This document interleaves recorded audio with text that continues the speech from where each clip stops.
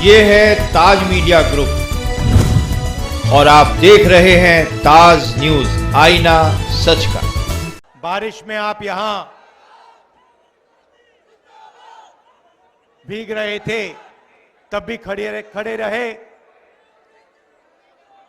इसके लिए दिल से धन्यवाद करता हूं। आपको कष्ट हुआ, हम थोड़े लेट भी चल रहे हैं, आपको यहां ठहरना पड़ा, उसके लिए भी मैं माफी मांगता हूं। पिछले साल हमने भारत जोड़ो यात्रा की, कन्याकुमारी से कश्मीर तक चले, 4000 किलोमीटर चले, हजारों लोग हमारे साथ चले। क्यों चले? क्योंकि देश में बीजेपी और आरएसएस नफरत, हिंसा और डर फैला रहे हैं। आप जानते हो कि विपक्ष की बात मीडिया में तो आती नहीं है। नहीं आती ना? आती है? नहीं आती। तो हमने सोचा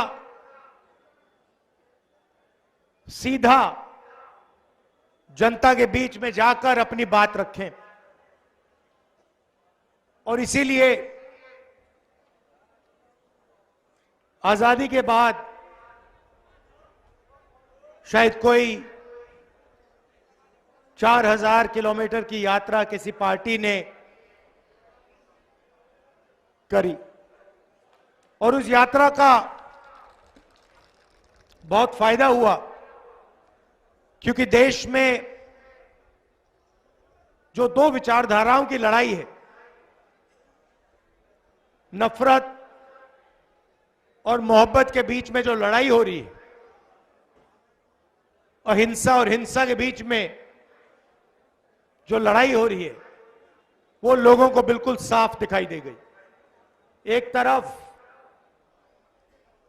बीजेपी के लोग एक धर्म को दूसरे धर्म से बांट रहे हैं, एक जात को दूसरी जात से बांट रहे हैं, एक प्रदेश को दूसरे प्रदेश से बांट रहे हैं, और दूसरी तरफ कांग्रेस पार्टी सबको एक साथ लाने की कोशिश कर रही है,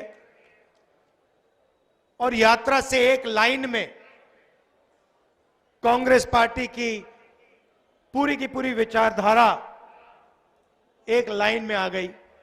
नफरत के बाजार में मोहब्बत की दुकान खोलती है कांग्रेस पार्टी।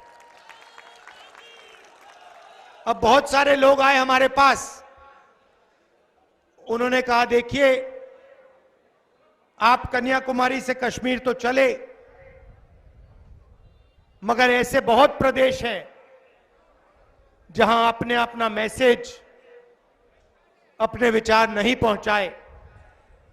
बंगाल है, असम है, नॉर्थ ईस्ट है, उड़ीसा, झारखंड, छत्तीसगढ़, गुजरात।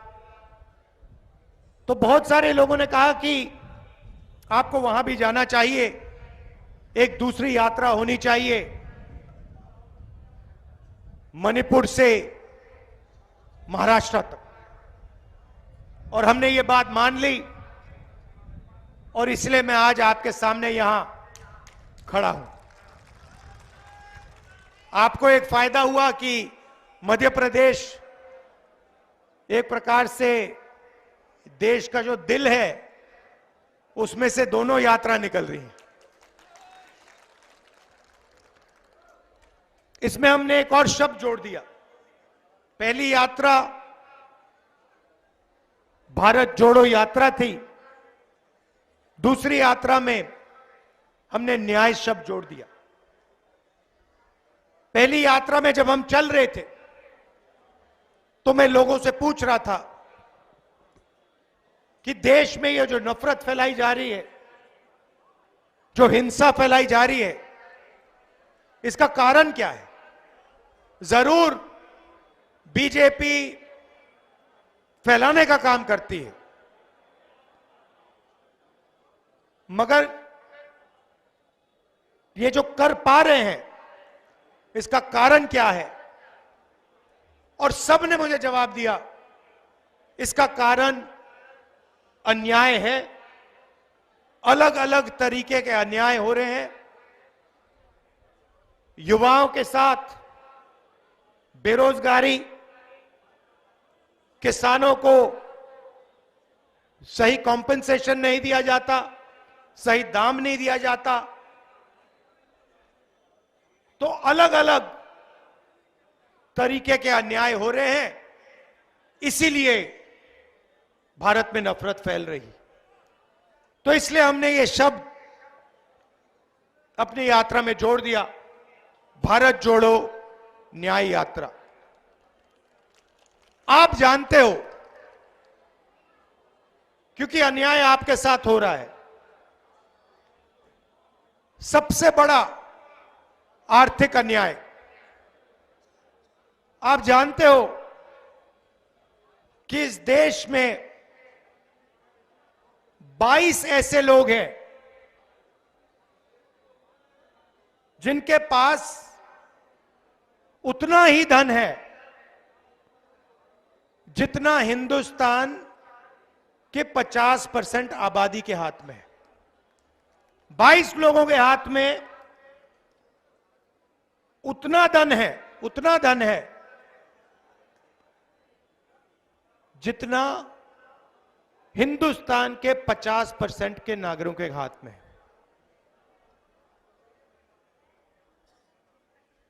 जो 50% इस देश के सबसे गरीब लोग हैं, उनके हाथों में देश का 3% धन है। और जो देश के 5% सबसे अमीर लोग हैं, उनके हाथ में 60% देश का धन है। तो सबसे पहले आर्थिक अन्याय, 40 साल से सबसे ज्यादा बेरोजगारी। अगर आप युवाओं की बेरोजगारी को देखें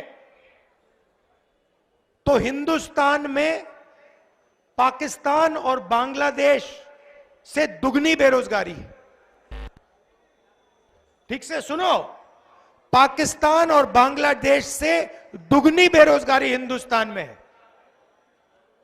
यह क्यों हुआ? क्योंकि नरेंद्र मोदी जी ने नोटबंदी की, जीएसटी लागू की, और जो छोटे व्यापारी हैं, जो छोटे कारखाने चलाते हैं, स्मॉल और मीडियम बिजनेस चलाते हैं, जो इस देश को रोजगार देते हैं, वो एक के बाद एक बंद हो गए। और अगर आज हिंदुस्तान की अर्थव्यवस्था को आप देखें तो हर सेक्टर में 5-6 कंपनियों की मोनोपोली है। अदानी जी को देखिए, देश के एयरपोर्ट, सारे के सारे पोर्ट्स, पावर जनरेशन। हिमाचल में अगर आप सेब की बात करो, वो पूरी की पूरी मार्केट उनके हाथ में। तो बड़े बड़े उद्योगपतियों को, 3-4 को, हिंदुस्तान का पूरा धन पकड़ा दिया। नतीजा क्या हुआ कि जो लोग देश को रोजगार देते हैं, स्मॉल एंड मीडियम इंडस्ट्री वाले लोग, वो सब बंद हो गए और देश के युवाओं को रोजगार नहीं मिल सकता। और किसी भी प्रदेश में आप चले जाइए, आपको हिंदुस्तान के युवा सड़क पे भटकते दिखेंगे, बेरोजगार मिलेंगे। तो ये हुआ आर्थिक अन्याय। इसमें आप किसानों को भी जोड़ दीजिए। नरेंद्र मोदी जी ने 16 लाख करोड़ रुपया हिंदुस्तान के 10-15 उद्योगपतियों का माफ किया है। किसानों का 1 रुपया माफ नहीं किया है। आज तक 10 साल में किसानों का 1 रुपया माफ नहीं किया। और किसान क्या कह रहा है? किसान सिर्फ एमएसपी मांग रहा है कि भाई हमें सही दाम दिलवा दो। हम मेहनत करते हैं, 24 घंटा काम करते हैं, ठीक है, हमारा नाम अदानी नहीं है, अंबानी नहीं है, मगर हम मेहनत करते हैं, देश को भोजन देते हैं। हम सिर्फ सही दाम चाहते हैं और कुछ नहीं। होता क्या है, जैसे ही किसानों का अनाज तैयार होता है, एक्सपोर्ट इंपोर्ट पॉलिसी को बदल के दाम गिरा देते हैं। फिर किसानों को अपना माल कम दाम पे बेचना पड़ता है, फिर दाम फिर से बढ़ा देते हैं। तो किसान सिर्फ कह रहे हैं हमें गारंटी दीजिए, कम से कम हमें एमएसपी चाहिए और कुछ नहीं। बीजेपी के लोग कहते हैं एमएसपी नहीं मिलेगी। मैं आपको यहां कह रहा हूं, जैसे ही दिल्ली में कांग्रेस पार्टी की सरकार आएगी, हमने मैनिफेस्टो में लिख दिया है लीगल एमएसपी हिंदुस्तान के किसानों को हम दे देंगे। तो ये हुआ आर्थिक अन्याय। अब इसमें आप सामाजिक अन्याय जोड़िए। इस देश में 50% पिछड़े लोग हैं, 15% दलित हैं, 8% आदिवासी हैं। कितना हुआ? 73% लोग या पिछड़े हैं, या दलित हैं, या आदिवासी हैं। और आपकी भागीदारी कहीं भी नहीं है।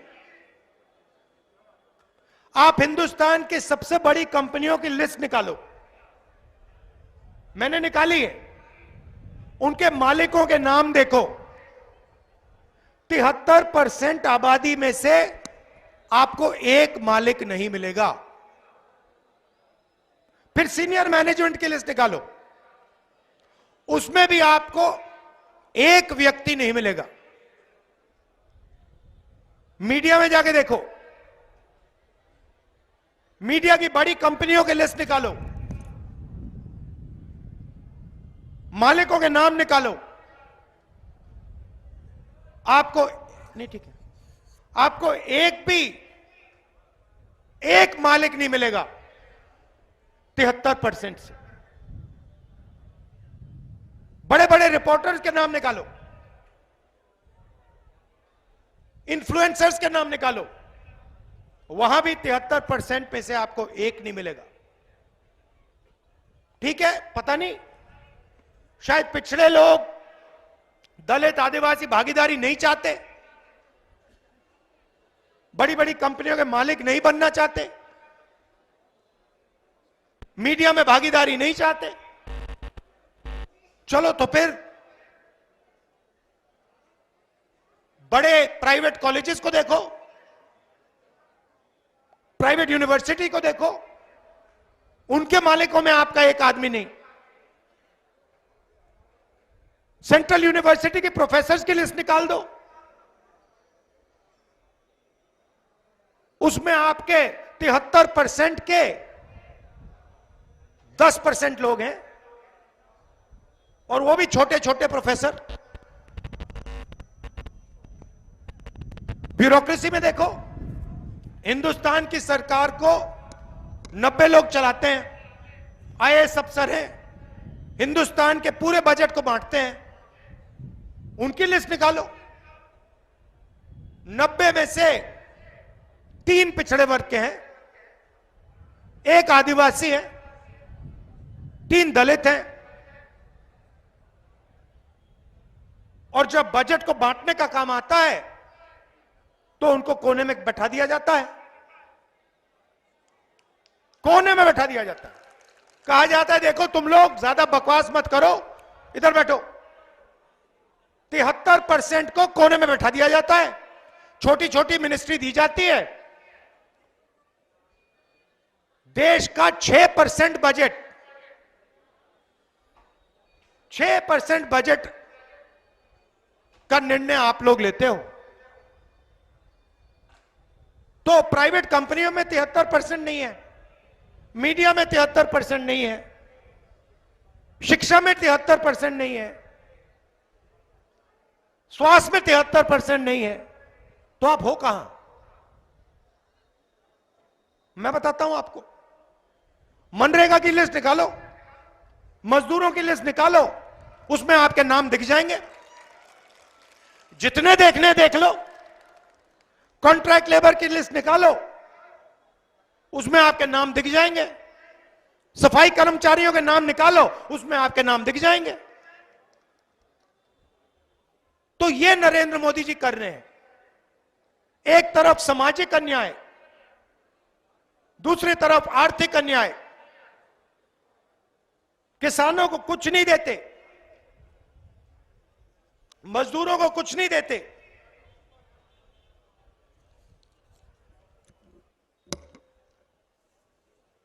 और पूरा का पूरा फायदा 10-15 बड़े बड़े उद्योगपतियों को देते हैं। इसीलिए हमने यात्रा में न्याय शब्द जोड़ दिया, क्योंकि हम चाहते हैं कि इस देश में ये जो अन्याय फैल रहा है ये खत्म हो और गरीब लोगों को, कमजोर लोगों को न्याय मिलना शुरू हो। सामाजिक न्याय का क्रांतिकारी कदम जाति जनगणना है। ठीक है, जिस दिन ये हो गया, उस दिन 73% को इस देश में भागीदारी मिलनी शुरू हो जाएगी। वो पहला कदम है, क्योंकि आप लोगों को अपनी शक्ति पता लग जाएगी।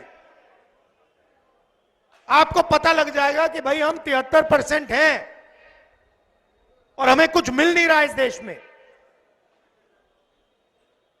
जाति जनगणना 2 स्टेप्स का होगा। 2 सवाल के जवाब उससे मिलेगा। पहला, पिछड़ों की कितनी आबादी, दलितों की कितनी, आदिवासियों की कितनी, और दूसरा, इस देश में जो धन है वो धन कैसे बटा है। आदिवासियों के हाथ में कितना है, दलितों के हाथ में कितना है, पिछड़ों के हाथ में कितना है, और ये जो सारी की सारी संस्थाएं हैं इसमें कौन से वर्ग के कितने लोग हैं, ये आपको आपकी आंखों के सामने आ जाएगा और आपको पता लग जाएगा कि आपके साथ कितनी बेईमानी की जा रही है और आपको कितना गुमराया जा रहा है। अंत में मैं अग्निवीर की बात करना चाहता हूं।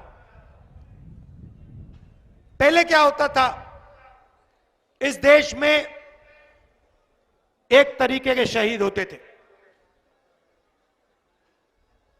सेना में, वायुसेना में, नेवी में अगर कोई शहीद होता था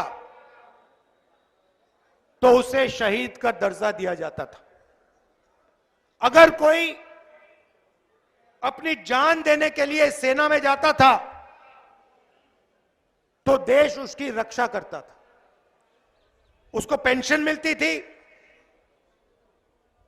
रिटायरमेंट के बाद उसको कैंटीन मिलती थी, गांव में उसका आदर होता था। आप लोग जानते हो, आपके गांव में एक सर्विसमैन जो होते हैं, पूरा समाज उनकी आदर करता है, उनकी रिस्पेक्ट करता है। अब अग्निवीर योजना में दो तरीके के शहीद बनने जा रहे हैं। शहीद दोनों होंगे, मगर अगर शहीद अग्निवीर है तो इसे शहीद का दर्जा नहीं मिलेगा, उसे पेंशन नहीं मिलेगी और उसे कहा जाएगा देखो भैया आपने देश को अपनी जान दे दी, मगर देश आपकी इज्जत नहीं करेगा। देश सिर्फ 4 में से 1 जवान की इज्जत करेगा, जो बाकी 3 अग्निवीर होंगे उनको निकाल दिया जाए। 4 में से 3 लोग वापस आएंगे, उन्हें ना पेंशन मिलेगी, ना कैंटीन मिलेगी, ना उनको गांव में कोई रिस्पेक्ट मिलेगी। और ये अग्निवीर योजना हो क्यों रही है? क्योंकि सरकार चाहती है कि डिफेंस का जो बजट है